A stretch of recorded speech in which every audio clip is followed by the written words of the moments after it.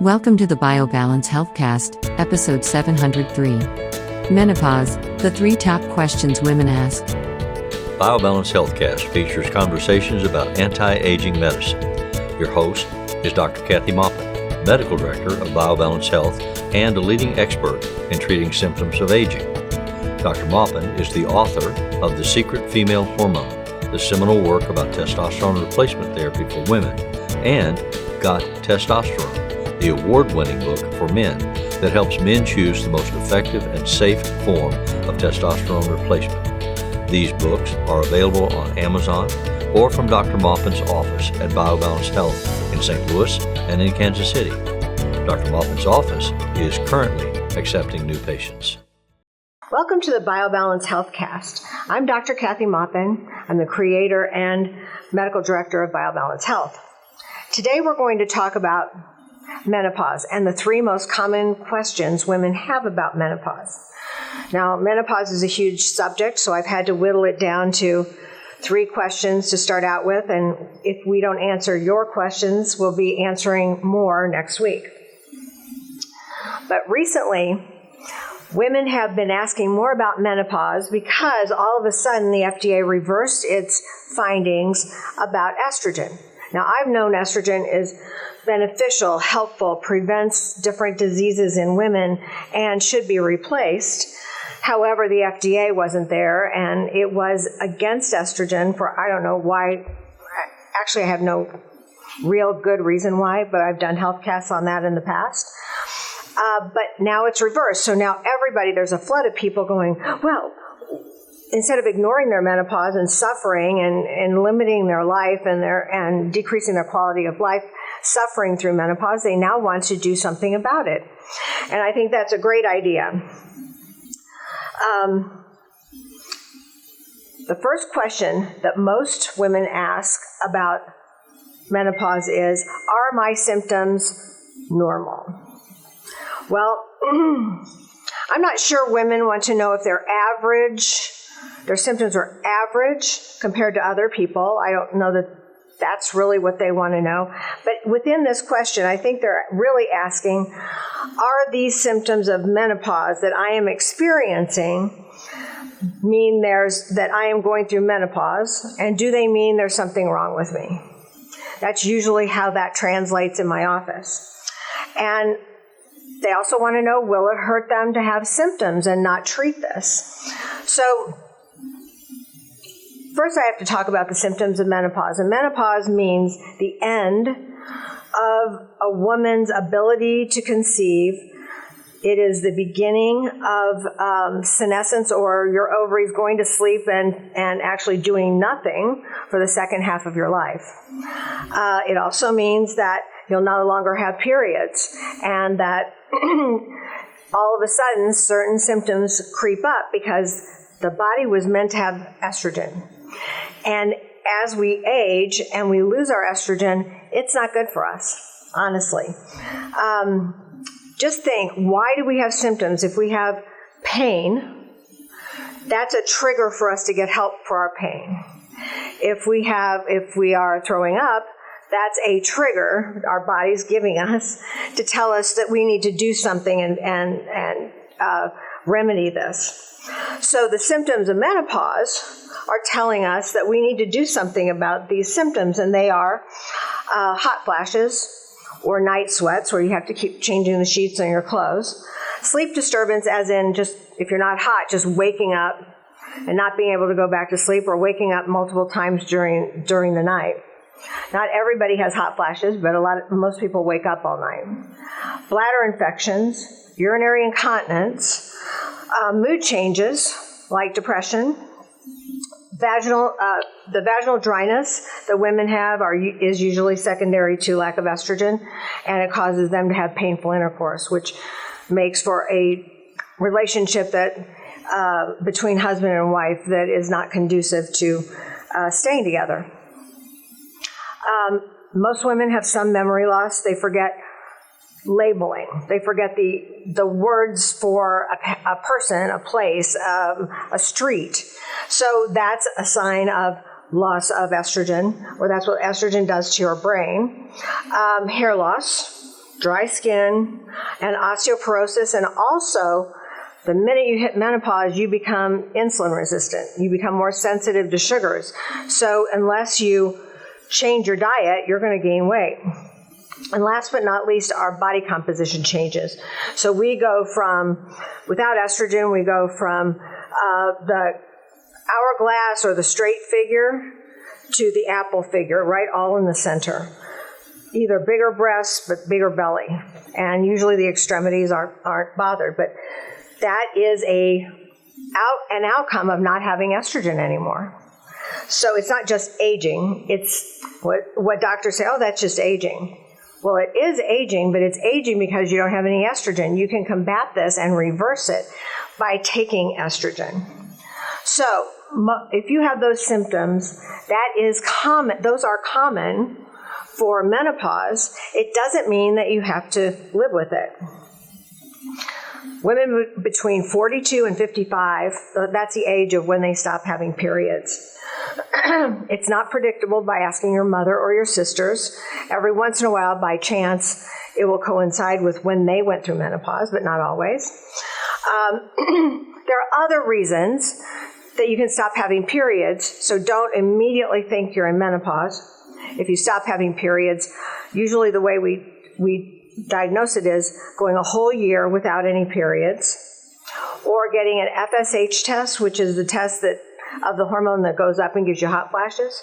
If it's elevated in 2 blood tests 6 weeks apart, then that's menopause. But a lot of people stop having periods for different reasons.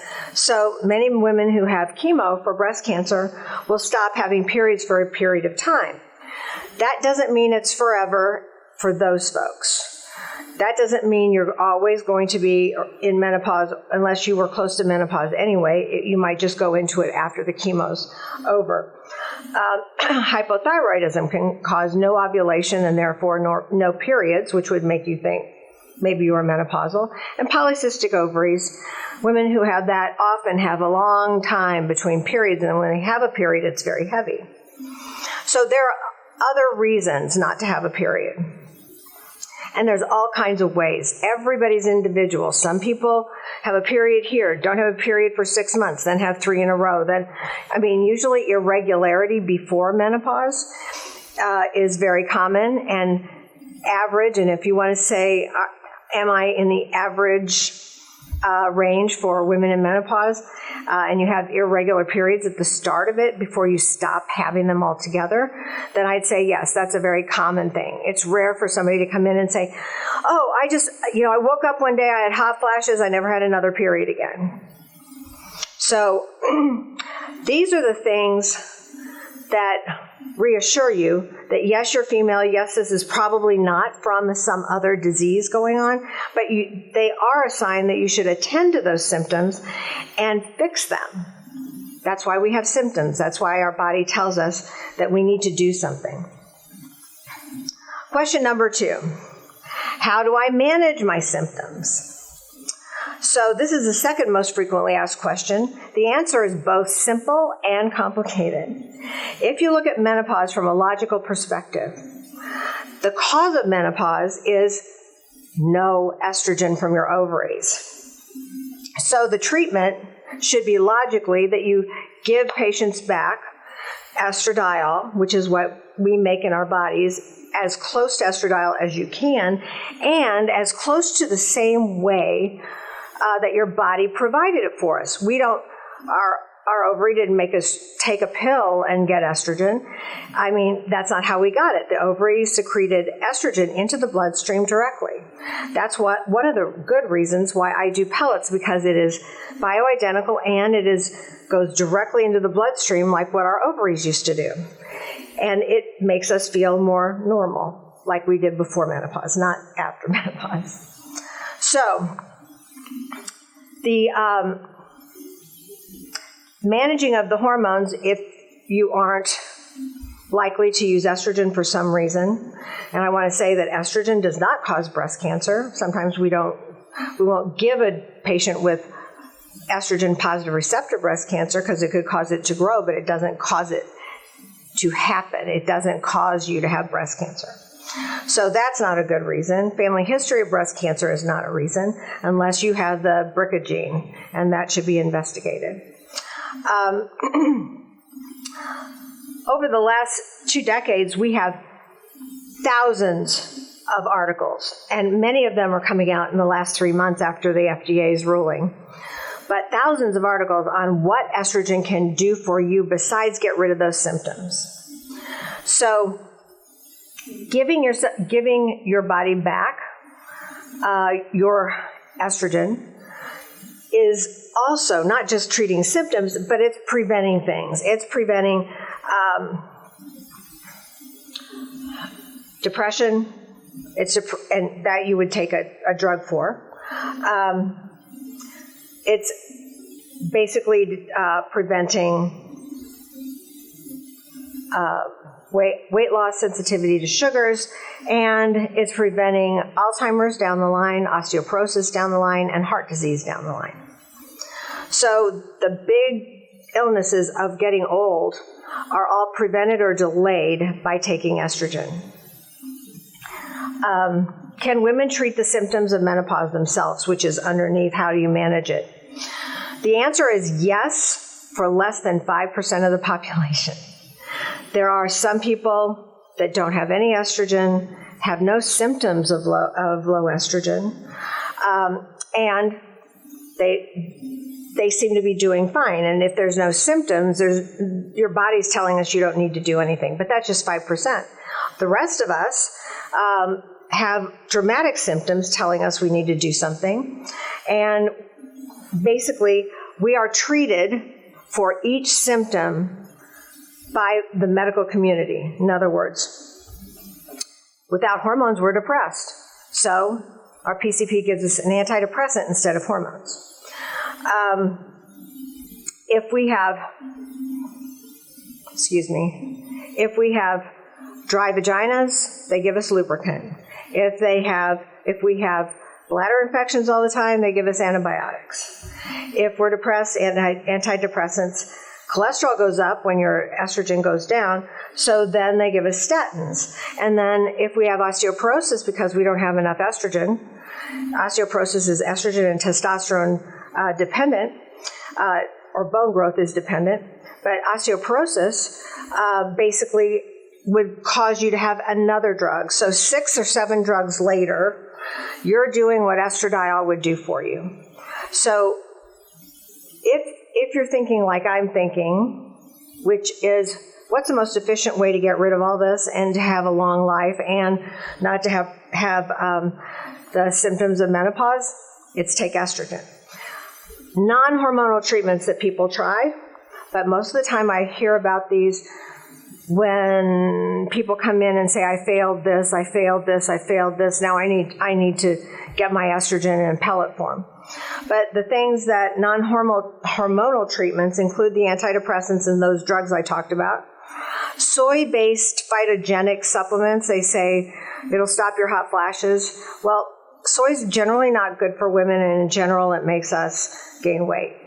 So the phytoestrogen doesn't do as much for us as estradiol. It's for plants. It's basically not pure estradiol. So I don't advise that. Some people take vitamins. Some people take herbs. Some people exercise to extreme to get rid of some of their symptoms or decrease the change in their body composition. You can try a low-carb diet. You can try relaxation and yoga. You could try hypnosis and massage, all of the ancillary kind of medical treatments for the symptoms that you have.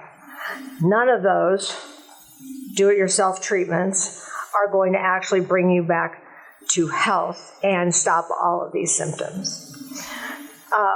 One other thing, many women say, I've never had a hot flash.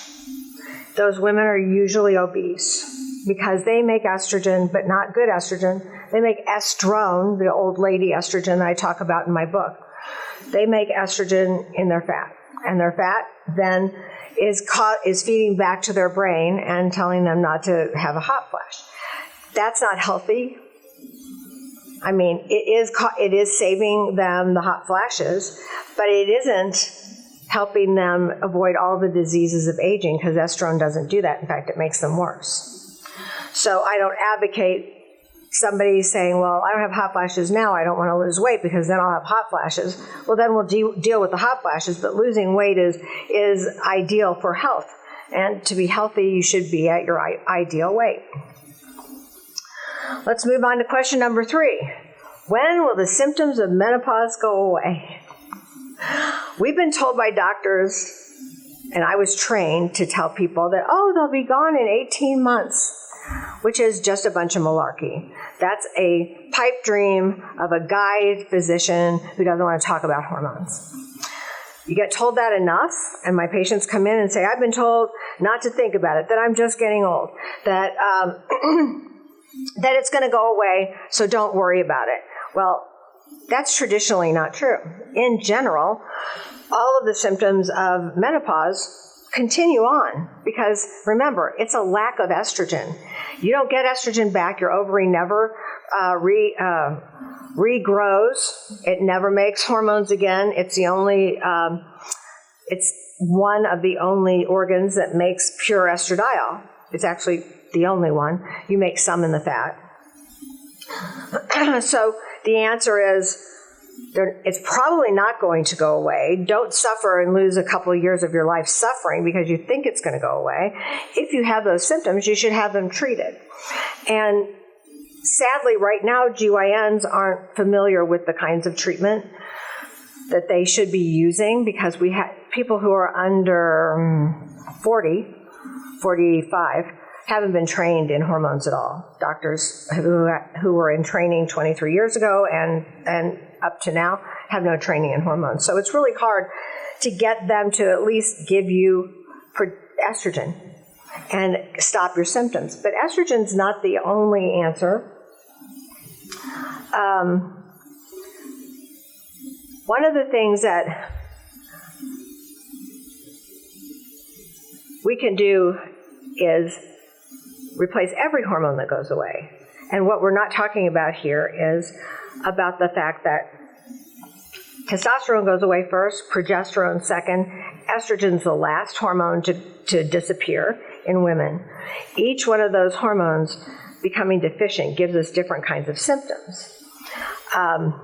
In the next few healthcasts, I will be talking about those hormones that you need to replace as well. But I hope that this has actually answered a few of those most common questions so that you know what you're dealing with when you talk to your doctor.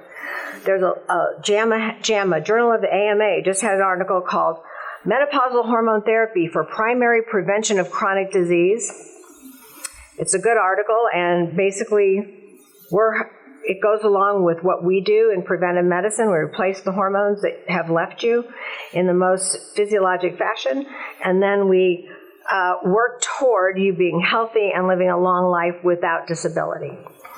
So please join us next week and the week following to talk about the other hormones that come along with menopause.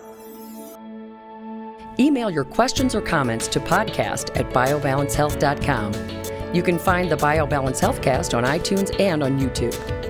For more information about bioidentical hormone pellet therapy and other reverse aging solutions, visit biobalancehealth.com or call 314-993-0963. You can find Dr. Maupin on Twitter @Dr. Kathy Maupin and on Facebook at facebook.com/biobalancehealth.